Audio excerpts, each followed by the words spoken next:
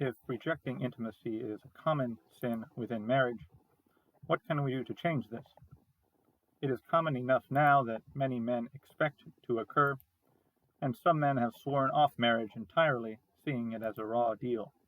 If they skip marriage, they skip the misery and the divorce too.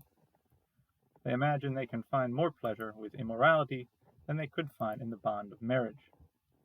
The rejection of intimacy, while sometimes unspoken, is the source of many divorces. However great this problem today, it is one that we can solve because we have the answers. We solve it through our homes, our society, and our church teaching. While he does need the support from the community, the husband is absolutely central in doing his part to lead and sanctify his wife so that she follows him easily and does not fall into this sin. He can lead her to behave rightly. A man needs to make sure, before he gets married, that his wife is sincerely Christian. More than this, he needs to make sure she knows everything that a marriage is about. She needs to be committed to her submission and not to the confused, watered-down version you hear in the churches, but real submission, which is placing yourself under authority. She must know that's her role in marriage and be committed to it. It may not be comfortable for some to talk about, but the man needs to talk to her about marital responsibility of intimacy, and that this is an act shared freely between man and wife. She should know that in marriage she gives up her autonomy and her body will belong to her husband. She can enjoy him and he can enjoy her when they desire. They may not reject their spouse. These matters need to be discussed and agreed upon before marriage, obviously among the other main points that define the union. A man may not be a mind reader, and of course there are women capable of lying well and pretending to be someone they're not, but the best he can do is to be plain about marriage teaching and gain the assurance of his wife that she believes in them too. A man should also see before marriage that his wife can show heartfelt submission. She should be feminine and respond to him easily. He should get her accustomed to his leadership before they are married, even though it is not binding yet. It is a practice phase. He should see his wife is able to do as she is told and to accept his verbal guidance and correction without getting angry or standoffish. She should be able to accept rebuke with grace. Her demeanor needs to be one of humility and respect.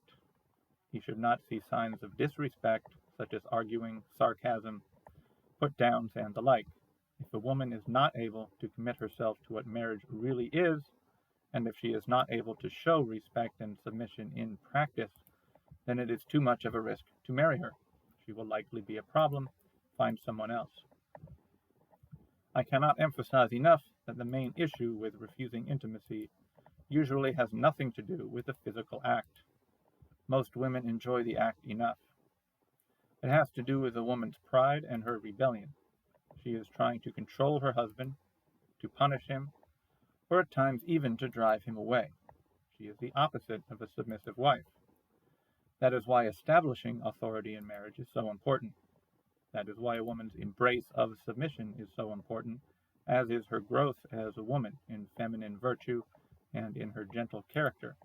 Women who learn respect and submission simply do not deny their men in bed.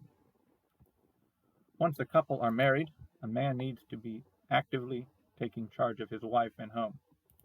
Many men are taught a passive form of headship in which man and wife are merely partners, and he makes the occasional final decision in a back room somewhere. This is not real headship. The man needs to actively lead his wife, and he should start doing this immediately so that she gets used to being under him. He should start setting rules and telling her what she needs to do. He should get her accustomed to responding to his corrections so that she knows she is accountable to him and is regularly seeking to do his will and seeking to please him. She starts moving within the rails that he sets. She learns his guidelines and does not do things apart from those lines. This places her in the right mindset in which she sees her man as her king and turns to him for guidance. She gets used to asking permission and apologizing for her wrongs. It will give her growth as a woman to have her man's attention this way. She gains his attention, oversight, and presence in all she does, and is led by his strength in her daily duties. She also gains peace at heart, as it is much more comforting to a woman to have that guidance and protection than to act alone or in conflict with her man. She gains the warmth and comfort of experiencing her man's attention and his love through the guidance he gives. His leadership is obviously not merely for his own entertainment, but having those rails are excellent for his wife in protecting her and giving her peace of mind. A husband must do this from the start and maintain it throughout marriage. He should correct any bad behavior or disrespect he sees from his wife. Do not let that slide. It is weakness, and a woman will see that weakness and lose respect. With a loss of respect, she also may begin straying from his bounds and eventually openly despise him. If you see disrespect, you need to confront your wife immediately and correct her. Be firm. Do not back down. Let your wife know what the expectations are, and there are no excuses for not meeting them. If she does not know, tell her how you wish to be respected and specifically what behavior you do not approve of. Women are taught in this society to make derogatory jokes about men and to treat men like lesser creatures. They are taught that submitting to a man is weakness. They need a consistent hand from their husbands to keep them in the right mindset, one which uplifts their husbands and which respects men in general.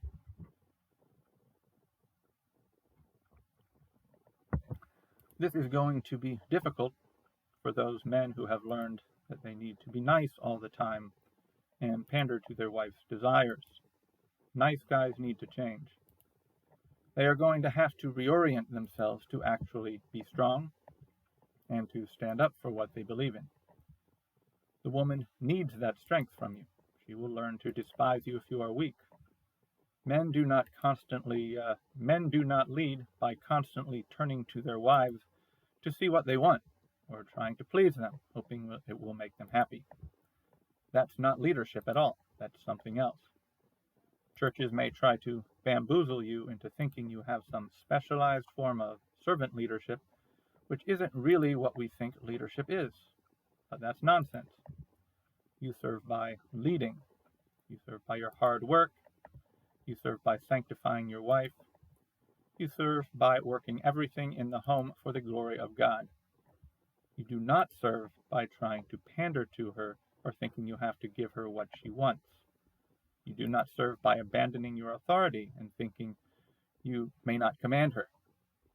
You do have responsibilities to your wife, but you are not there to make her happy all the time. You are a leader and you lead. She obeys. It's a very straightforward thing, and when people try to dismiss your role by claiming Jesus was a servant leader, remind them that Jesus told people what to do all the time. He rebukes sin. He scourges his people when they disobey, and he is King of Kings. Therefore, your wife similarly needs to respect you as king. That's why men need to learn to set the rules for the home, to speak in the imperative with their wife, and to not back down if she's being difficult. You need to stand up to her and let her know she's not going to get away with bad behavior. Your gentleness is not lacking in strength, and you do not let your wife tell you what to do. You don't need to bargain with her.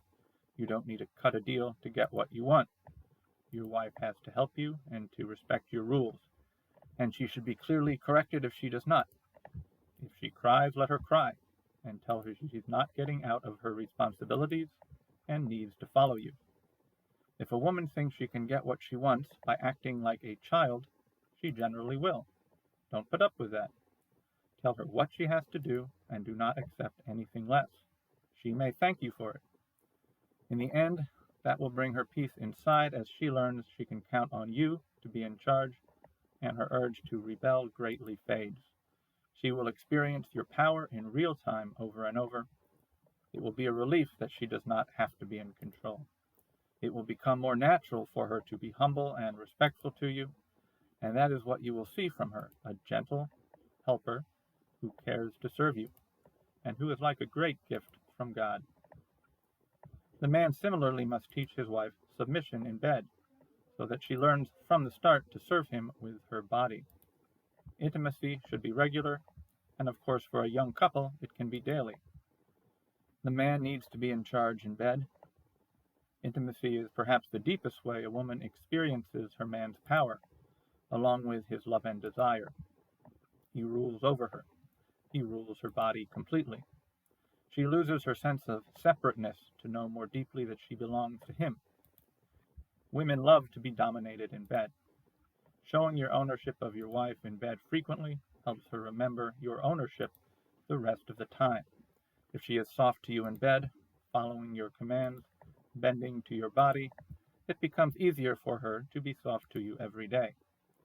Teach your wife to serve you with her body so that it becomes ingrained to serve you and seek your pleasure.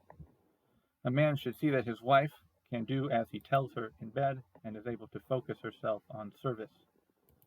This is not for the simple pleasure of the husband, and of course he enjoys it, but it is also for her rewards, because she gains pleasure by serving you and in being under you. She grows in her femininity by experiencing your power. She is bare and vulnerable and open before you, for you to do your will. If there is a strong love life and man and wife are regularly intimate, it is far less likely that a woman will think to reject it.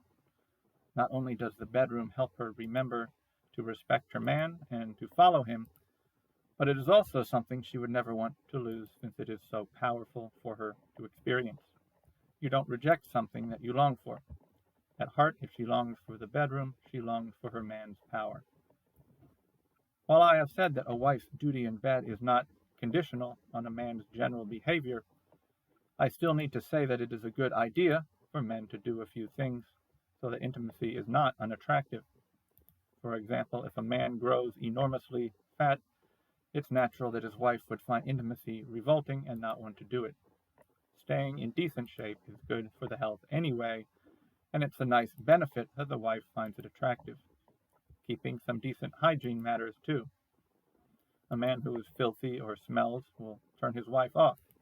This is especially true since the woman is on the receiving end. She has to deal very closely with his body and needs to receive it into hers, so filthiness is not only unattractive, but at times can be damaging to the health. It is also true that when intimacy is pleasurable for all, including the woman, she will think twice before rejecting it. When I was younger, the stereotype was that men did not care about a woman's pleasure in bed, but even back then I tend to think it was an exaggerated claim. Today it holds far less truth, as a lot of men are schooled in bringing their women pleasure. I may write here about a husband teaching his wife to serve him in bed, but I am not suggesting that pleasure is naturally only one way. A husband ought to care about his wife's pleasure and want to bring her to unspeakable heights. She is richly designed by God to experience such pleasure. A husband shows he is the master of her when he knows her so well that he leads her to sensual bliss. The last thing marriages need is more passive husbands. This is bad for the wife and a poor example for the children. One problem a passive man will cause is that he leaves his wife not knowing her role. He leaves her not knowing what he wants her to do. As I mentioned before, she easily loses respect for him, and then a host of problems becomes more likely. Regular hands-on leadership and oversight of his wife is good for her and gives her a sense of peace and protection inside. It lets her know where she stands and provides a method of correction should she do wrong. This active role is part of the man's protection of his wife, as it is part of his sanctification of her. As he leads her to be pure, it washes her clean. Leadership fulfills his biblical duty on multiple levels, and he must do it. A passive man is neglecting his work. To tell you a short story, I briefly worked with a couple which had a related problem. The wife desired her husband to be stronger with her and to take the lead. She had asked straight up for that, but the man was slow in coming around. He had also been neglectful of his job in other respects. Of course, I counseled the couple to work on this, for the wife to be patient with her husband and to show him submission despite his apathy. and for the man to learn to become more active, and I gave him some ideas about leading his wife. In the long run, since the husband did not take up the reins clearly with a wife who needed it and hungered for it, she left him for another man, moved out of state, and lived in an immoral relationship with this man. She was one of his multiple lovers. What that man had to offer was his power. What she couldn't find at home, she sought elsewhere. Once she was gone, the chances of ever restoring the marriage became extremely low, and it's unlikely she will ever return. This husband was wronged in the grandest of ways, but he could have prevented it.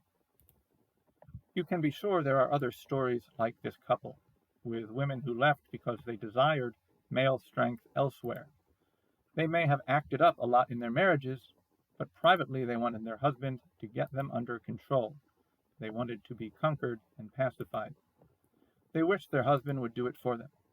Yet he would not, and they simply could not respect him. Lack of respect led to outright hatred. One simple thing could have prevented her hardening of heart, which is a strong man and not a nice guy.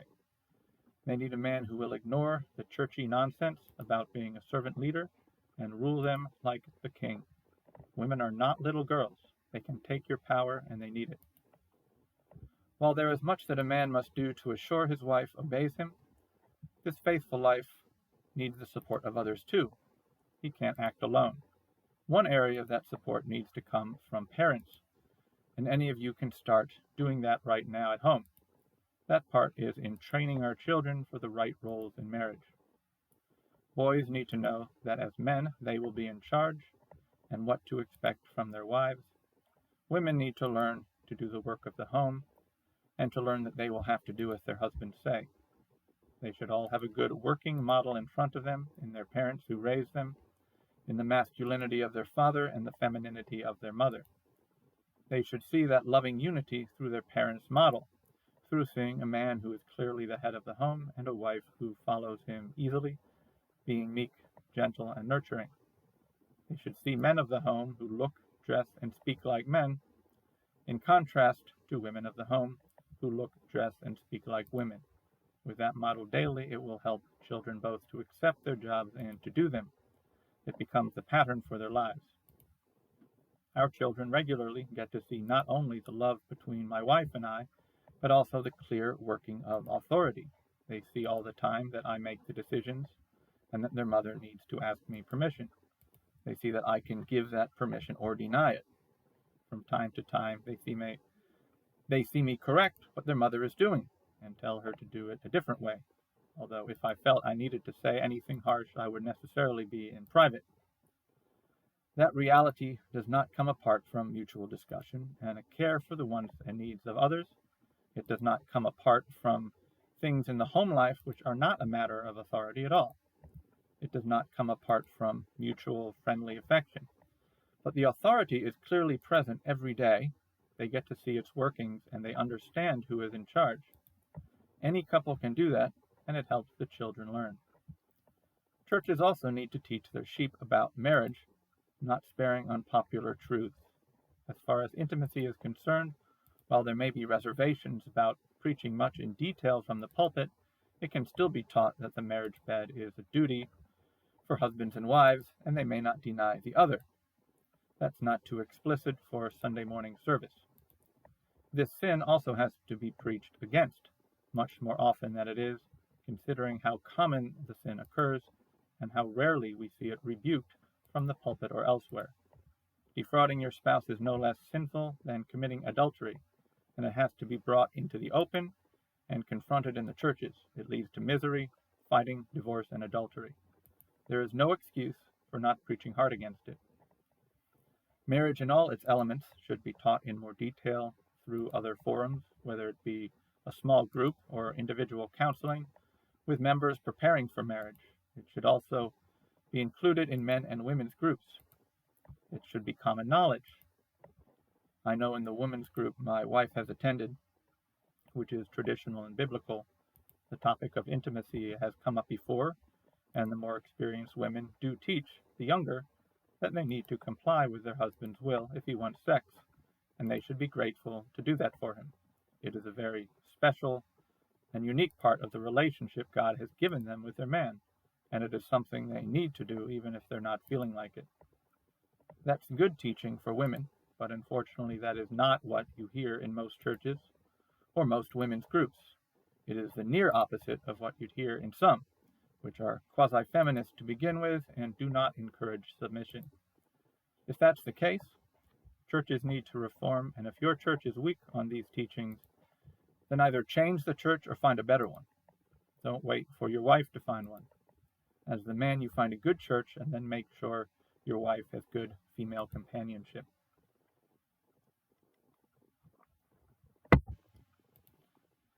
Men should also be able to expect action from their churches if they have to come to them with a complaint about their wives.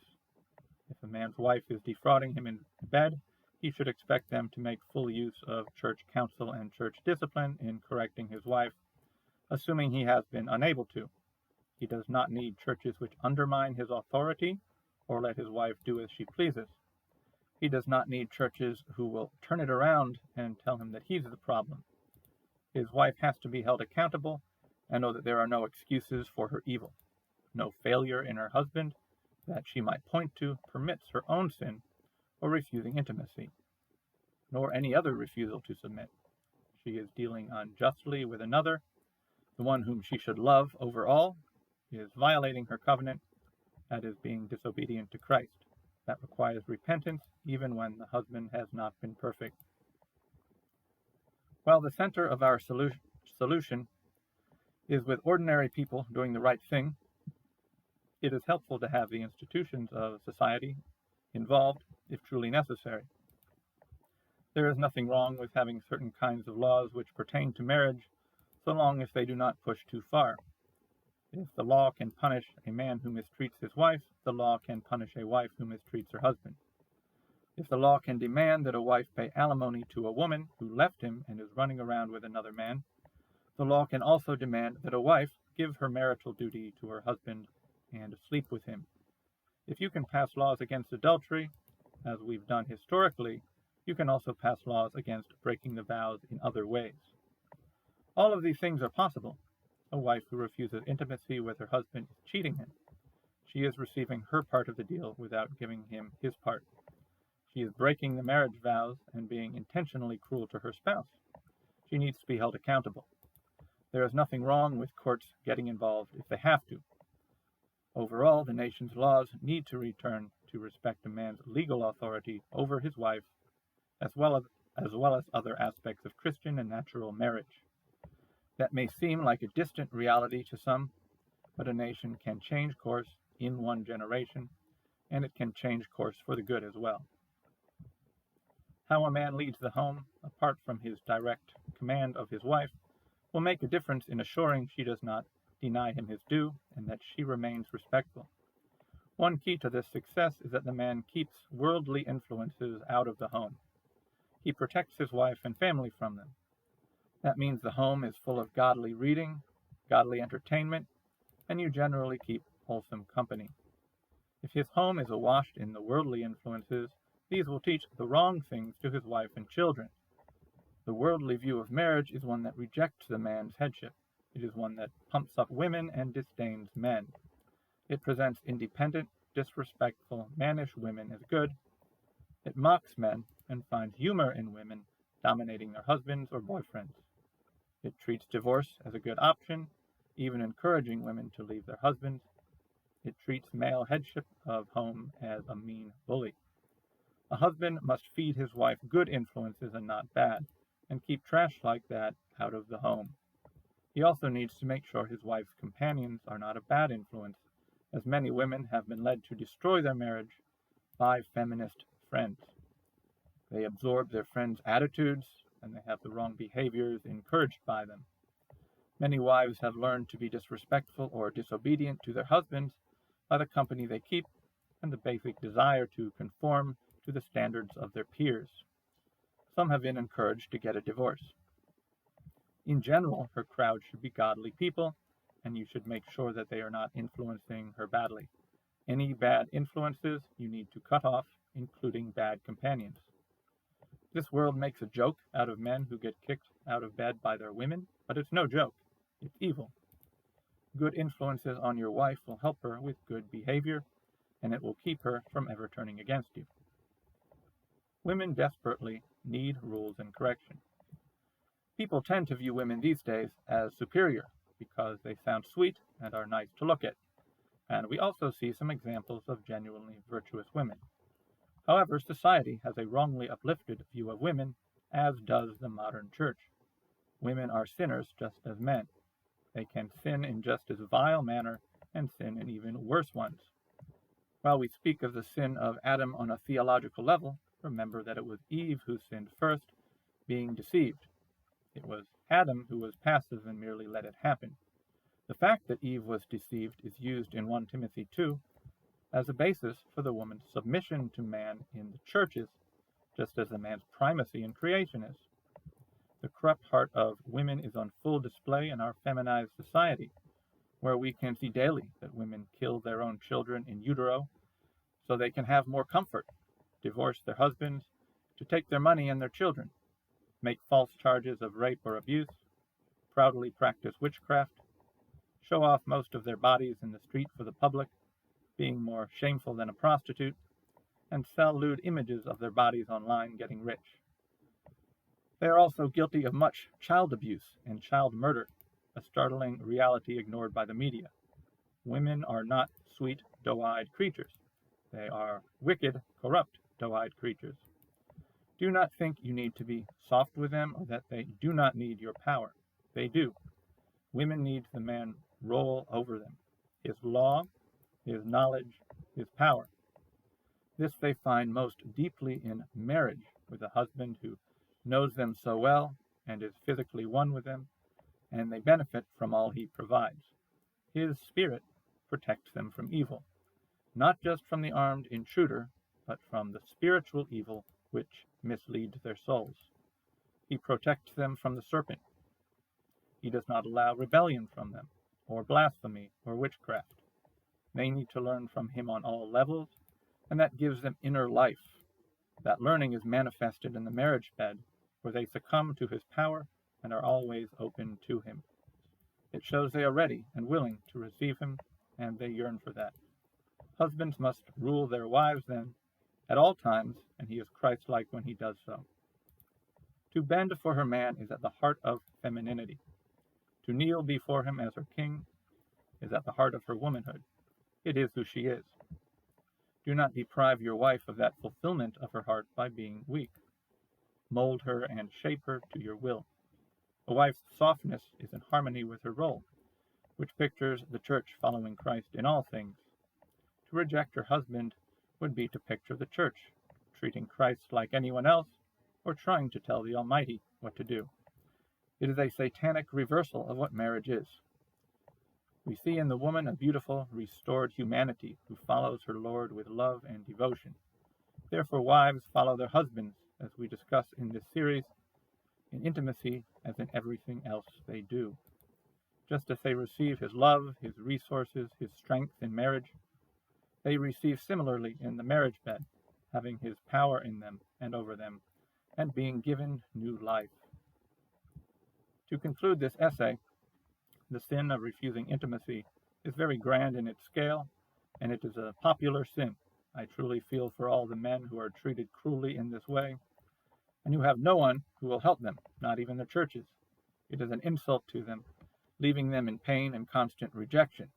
Yet we are not hopeless before it, and through a variety of means we can assure our brethren do not suffer this further.